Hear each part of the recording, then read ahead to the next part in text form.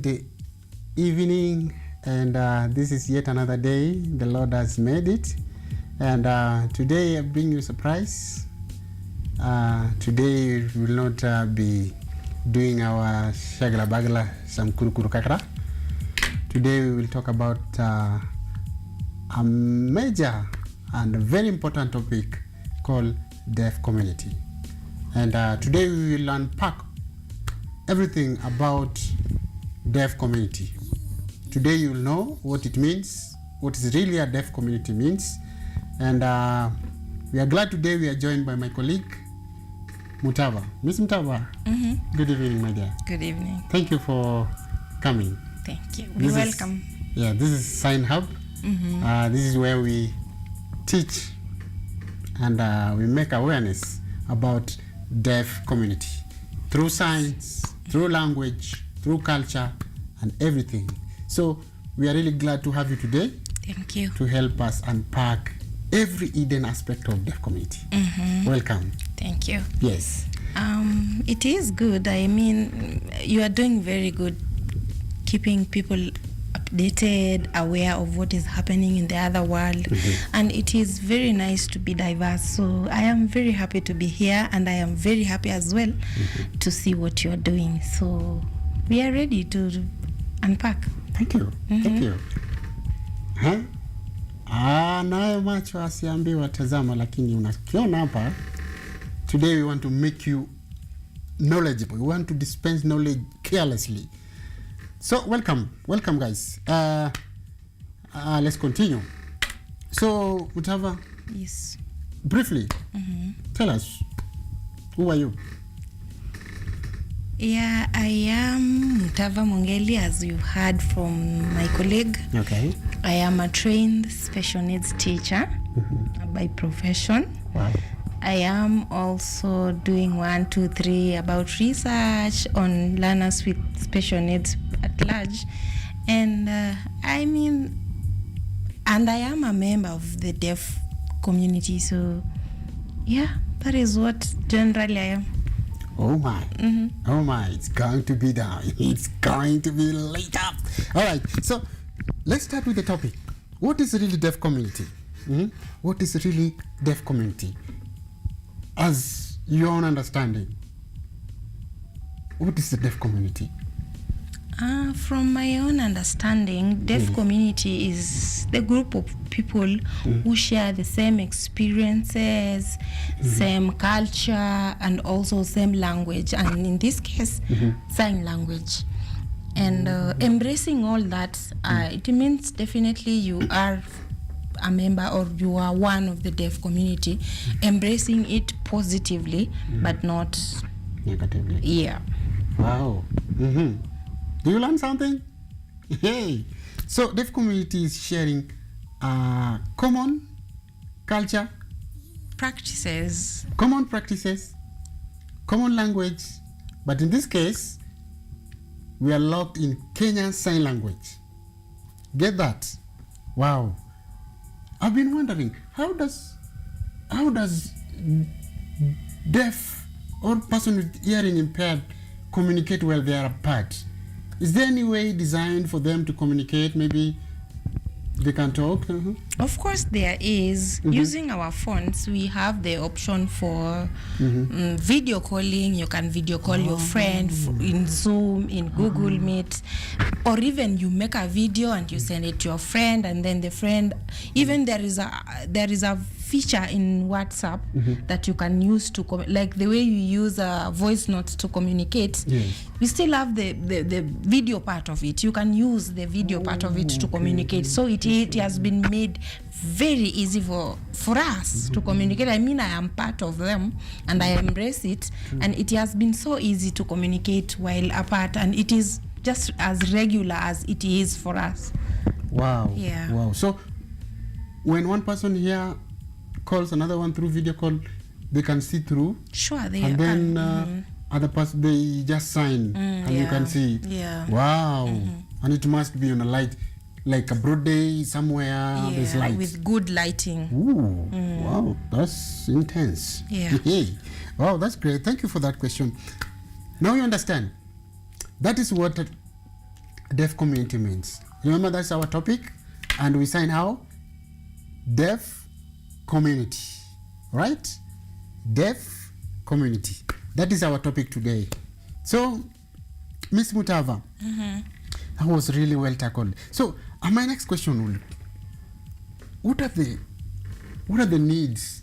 Like, what do I need to be in deaf community? Is there other specific needs? Is there something I can do? Is there a fee I can pay to be in deaf community?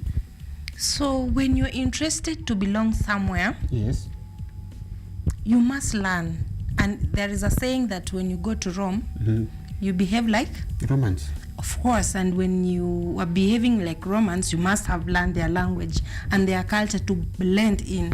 So, if you want to join the community, you must learn their language first. You must learn to respect their boundaries, and also you must embrace the culture and practices respectively, because that is how they do and that is how they live. And it is very good for you to follow, to copy what they are just doing, to blend in.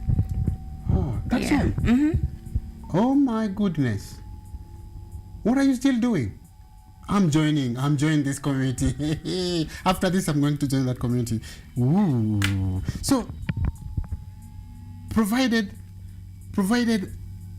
I am deaf, I know their language, I understand the experience I've gone through, and I'm automatically in the community.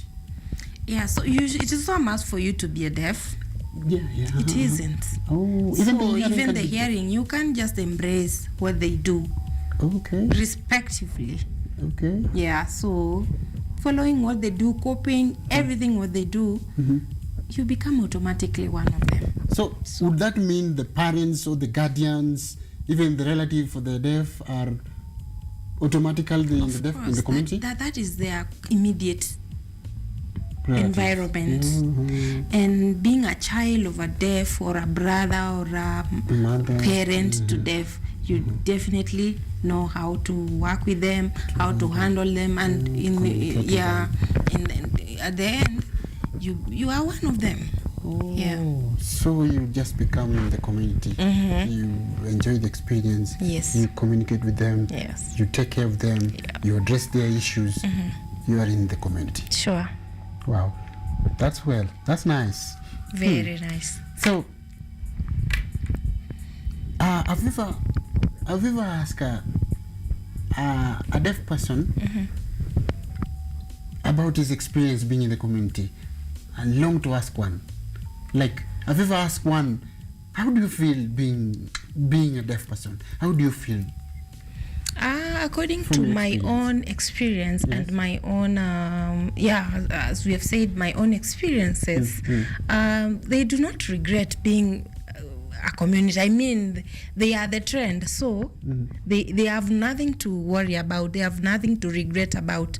They are the show, and they are really proud of themselves. Wow. Yeah, so does that mean that all of them are proud to be there, or some of them a little bit feel shy, like some of them would shy away from their identity? Okay, from a typical community, there must be the equilibrium. Oh, yes. Yeah, so we have the ones that have acquired their deafness usually have mixed reactions on belonging there, but with time they do adapt depending on where and how they get their friend who keep on encouraging them to embrace their identity. So it has been my experience with them has been good, and they are proud to be who they are. Okay. They do not have something, or they do not have any limitations. Not for them, not to for us to call them limited or maybe lesser. They are very proud of themselves. Okay. Oh yeah. That's nice. So they're very proud, as much, or some of them would be like, I don't feel proud about my identity, like I'm this way, or because I'm cast, or because blah blah. but majority of them feel proud. That is what we are talking about, deaf community. Okay. And if you belong or you identify yourself with a specific community, I mean, you are proud of it. So that's why we are talking about deaf community. Oh, that's nice. Yeah. That's nice. That's nice. Yeah. Oh. So before you proceed, Miss Mutava, how did you, what really motivated you to be in the community? I mean, I really love diversity. Wow. And I like exploring, I like going to an extra mile. And I felt being in the communities, I mean, it is very good. And it has been good, actually, because now knowing how to communicate with them, having to enjoy, and it is called reverse inclusion. So now I'm trying to learn how they do, not for them learning on how to do. So the reverse inclusion has been so good, and I like it. I like it there. Yeah. You make it sound tastier. It look tastier, like I really want to taste it. How does it Please taste? do. Wow, I It like is good. the way you're Very putting good. it. The way you're putting it, Yeah. I really love it. So, as a matter of fact, all the deaf community, or whatever it involves, whatever it entails, Yeah. what is really trending in deaf community? Like, I really want to know what's really trending. Like, in our world, we feel like taskia, like prezo amesema ile kitu blah blah. Yeah, you What's really see, trending? we see we do not have a difference like what is happening, because we share the same political leaders, we share the same amenities, we share everything. So there is no way that we can say that we are in different worlds. We are in the same Kenya that we are. And the way we access information, they're accessing us. Well, they do have, and let me say we do have, because I belong to one of them, the deaf community, we do have everything that you have. So I mean, it is just like the politics and everything that is happening right now, the heat between this leader and this one, we are really following it, and we are just like regular community. So it's like we're in the same world, same politics, Yes. same social effects, same economic effects. Yeah.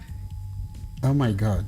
So whatever is trending in my own world is the same trending in your own world. Yeah, you cannot say that we have different networks that we are working on, like we are using, or we have different televisions, or we have different Kenya. We are in the same Kenya, and we are interacting with each other very well. So it is, whatever is trending as well. It is to us, because we can follow, and we are very good, actually. I thought when I was trying to ask you a question, like there's something hidden to them, like they know what is trending, like it's the way they're putting it, like No, oh my God. It's just how everybody, like the way you feel this leader is not good, doing as good as well. All of us are citizens. Yeah, sure. Wow. Nice. So everything has a good part of it. Everything has a bad part of it. Yeah. So somebody may ask you, as a deaf community, the person with hearing impairment, a person who have hearing, if you ask a hearing person, you say, what are the misconceptions and facts about this? This is a part of it. So in the deaf community, what are the misconceptions? Let's start with the misconception before we go to facts. Or rather, let's go to facts. Sure. No, the misconception will lead us to facts. Is it so? So what are the misconceptions about the deaf individual, like the person with the hearing impairment? Now I understand not every person in the deaf community must be deaf, right? Yeah. They must be hearing. And there is a hard of hearing person, right? Person who maybe he can hear some degree, and another person can hear to some extent, right? Sure, So it's hard of hearing, yeah. What are the misconceptions? What is the misconception that you people are struggling with? I mean, it is an open conversation between me and you, and I know you know some of the misconceptions that you have come across since you are from the deaf community as well, and I am as well, and I stand to be corrected. Yeah, sure. Yeah, so one of the misconceptions that I have really experienced or heard from one of my friends is that we have, what do we call, some of them assume that others don't know how to speak. They completely don't know how to speak, or sign language is naturally learned. Naturally learned. Like it is a natural language that a deaf child can learn from not being taught. Sign language is a language that is learned from, is taught. Like just how we learn English, how we learn Kiswahili, and all that. If you fail to teach your child how to use sign language, that is Kenyan sign language, then they will not know how to communicate in sign language. And we in deafness, or in deaf community, we have different types of people with hearing impairment. We have the prelingual and postlingual. The prelingual are the ones that were born before they knew how to talk or how to speak, or they got deafness while they were young, very young at infancy. So they didn't know, or they didn't have to hear any sound. And postlingual was like somebody like me becoming deaf once. I know how to speak and everything. So you find that I know how to speak. And then sometimes somebody can speak, and then you're wondering, how come this person is a deaf? And he can speak. Yeah, and he can speak. So those are the things that people do not understand. So to make them understand, really, you've talked about prelingual and postlingual. So prelingual is more or less like genetical. It's like genetic. Yeah. Or you inherit, or even you can become sick, or maybe it can be out of so many factors. Okay. Yeah. It's how the baby is affected inside the mother. Yeah, inside the mother, or postnatal. That is after you are born. Maybe a blast noise can cause you deaf before you know how to speak, and then even become sick. So. Oh, that's nice. Yeah. And then post, now is everything that happens to you, while you have learned everything, even your local language, Swahili, everything. So from your own perspective, is there a different ability? Like if you compare the two individual, like the postlingual and the prelingual, is there any way you can rate their ability, their capability, in terms of education, in terms of skills? With the correct resources and measures, the abilities can even be as similar as regular kids who are growing regularly. Whereby if I have the resources and I take the matter seriously when the child is very young, with the correct materials, I teach them at a very young age on how to use alternative language. I mean, they'll grow like just the other kid. Yeah, so it is how you embrace it and how well you teach your child, or how well you are involved in your child. You know, I ask you that question because if you compare, if you look like the postlingual, the postlingual, at least he had learned some language, he had learned some skill, he had learned the social skill of the entire community. Compared to the prelingual, who just be born and then find things like A1, like they're blank. Yeah, when you leave it at a point, we see it at an angle. There is a difference, and if not well taken care of, it might intensify.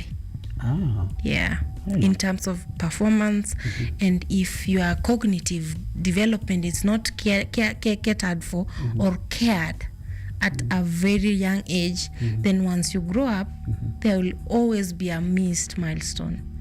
And it will affect a lot of things. Mwalimu, when we'll be finishing this topic, this lesson today, you'll at least unpack to them on the do's and don'ts. I don't know how you're going to internalize that. Sure. You'll give us on how we or the parents with the hearing impaired children can avoid do like the do's and don'ts. All right. So let's continue as you think about that. So That is the misconception. Yeah. And then I want to talk about a lot of people think that deafness is like a witchcraft. I know. We have a lot of stories behind. I mean, it is just something that can happen even to anybody. There are so many things that leads to deafness. When you are not careful, you abuse drugs while you are pregnant, it might cause problems with your child inside you. Even some diseases when your child is young. Even drugs. Yeah, drugs.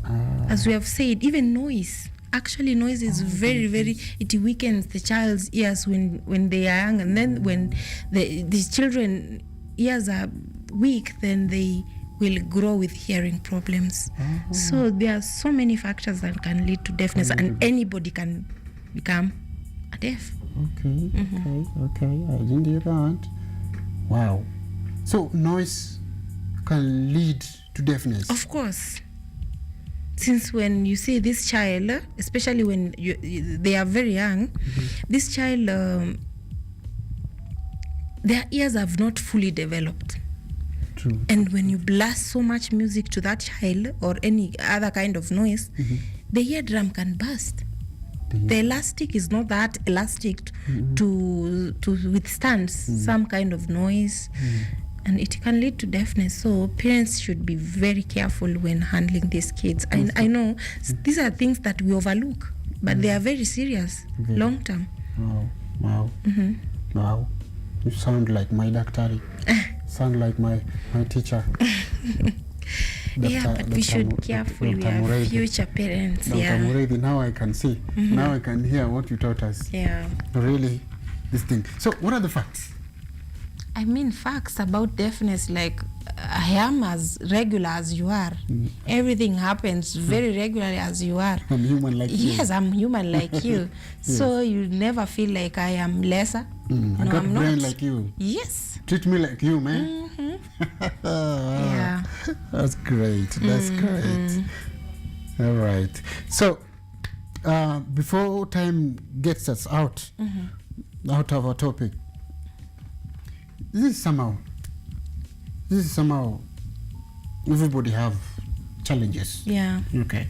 I have my own challenge. You have your own challenge. Our government experienced its own challenge. Yeah. And families also have their own challenge. Sure. And if I don't want to get out of topic, we look at deaf community. What are the challenges, either major or minor? What are these challenges? Like, if you can just unpack. One of the major challenges is communication. Communication. Yes, communication. How? Yeah. I am a deaf, for example, and if you try to see in a lot of institutions, we do not have a way of communication, in this case interpretation. And I mean, we have some of the confidential informations that we want to put across. It is so hectic to write on a paper to express yourself, you see. And even in everywhere, like everything is running normally. Even in town, we are in the same world. So it is very hard to go start manually, to communicating manually everywhere. I see it is good. So I wish if we could take the initiative of learning on how to use sign language. It will be, at least even if it's basics, it will be very easy for us to integrate each other. And we will not make people with deafness life hard. So communication is one of the greatest problems or issues. Yeah. So I'm trying to understand, if communication is really a problem, a deaf person is in the hospital, is in the matatu. For the major instance I've seen in the hospital, like the deaf people, they have like the same thing we have. They have their private parts. Yeah. They have their public parts. Everything. Now, for instance, I'm not saying it's going to happen. For instance, hypothetically, A deaf person have got zile ugonjwa zenye you don't want any person to know, only between you and your doctor. For example, let me talk about kaswende. God forbid, let's talk about hizo vitu za ndani. Yeah. Now, how, for Christ's sake, how will the deaf person explain this to a doctor? I mean, for a deaf people, from my own experience, Yes. I don't know whether it is for many people, we have what we call coda, child of a deaf or spouse to a deaf. And this there is that, and you have trusted somebody that is close to your family, or either your child, your spouse, your parent, and in this case you entrust, you go with that person. Oh, okay. Yeah, so they know how to express whatever you want to say to the doctor, or have a personal interpreter.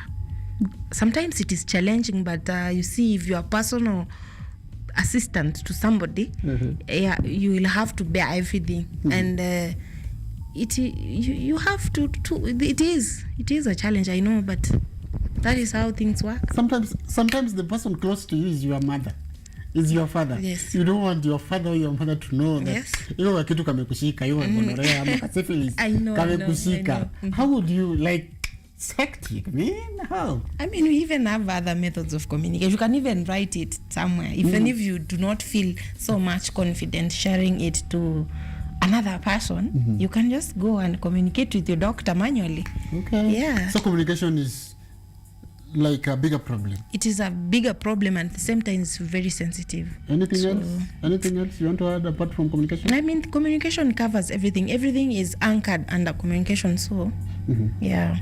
What about the rights, like the right for human rights? Do you think their rights have been articulated very? As I said before, earlier, deafness is a hidden disability per se, according to me. It will take you long before you understand. For you to understand identify that it. somebody has disability. Okay. It is just a regular person like you, nothing wrong. And then when that person says that they are deaf or they have disability, it is for you are like, no, no, deafness is not an NA. So you find that some of their rights are not even taken to seriousness because they are just normal and they are just regular as other people. So that kind of disagreement has already been there, and it has been pointed out. So a lot of people complain that their rights, they need their rights, they should be considered as people living with disability, but other people do not see them as people with disability because now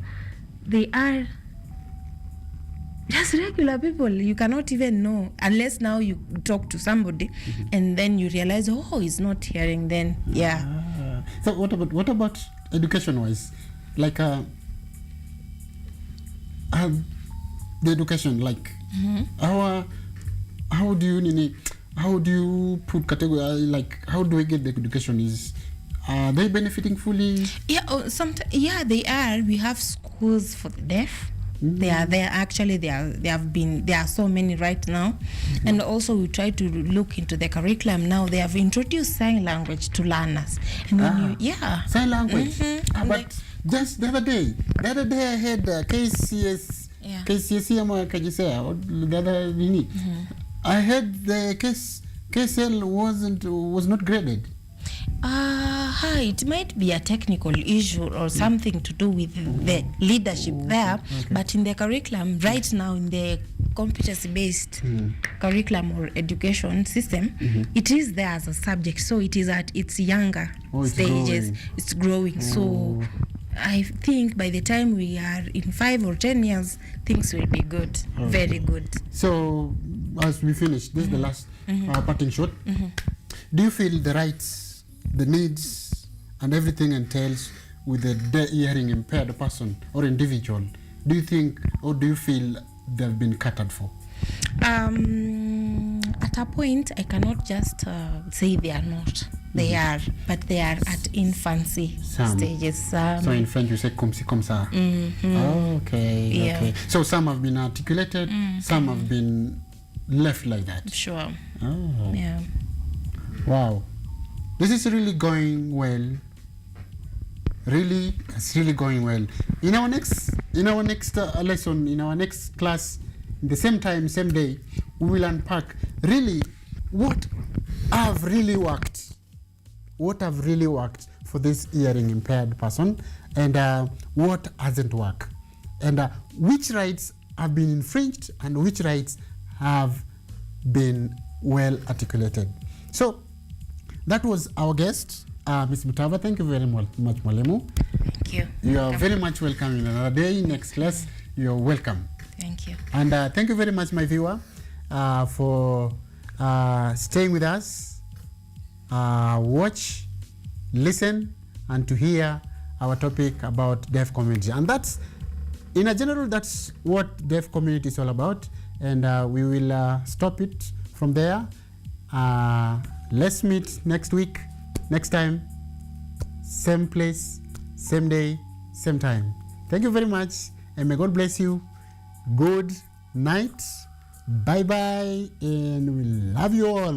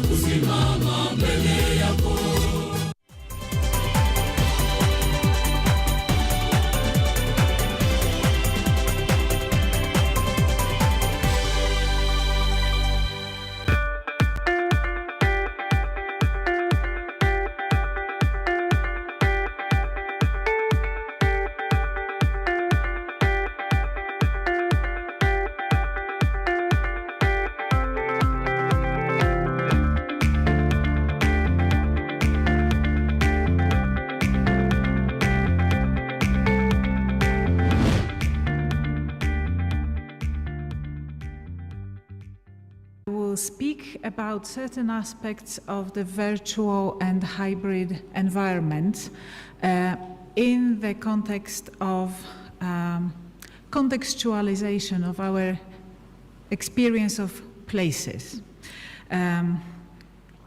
When we are talking about our experience in general, we can divide it into three spheres. The natural, the virtual, and the hybrid, and of course this is a very simplistic division and only created with the introduction of the virtual and hybrid new experiences, hence we can talk about the natural. Within each of them, we can talk about the external, the external world that we experiment, that we experience. And by the external, I mean the physical mostly, the physical that we can experience with our senses. So we treat this external world in a realistic approach, philosophical realistic approach. I will not go into it because we don't have time, as basically shared, as objective. The object of our experience is shared. We are in the same room and we are all assuming that it is the same room, that we are sharing the same object of our experience, yet each of us is experiencing this object from a completely different perspective. We can't both be in the same chair at the same time. Therefore, the experience of this room for each of us is completely different. When we talk about the internal experience, I'm talking about everything that Carla described before. So all of our psychic experiences coming from reflection, memory, analysis, emotions, but also our rational procedures that we take in order to process all these experiences. Now, that type of experience, the internal one, of course, is also non-ubiquitous because it's happening within our physical selves. However, we can think about ways of mediating it, for example, through poetry or other means of art, so that we can share certain common experiences. And I think yesterday was one of the moments when we could feel synchrony in our experiencing of our internal processes in that sense. So art is very instrumental here.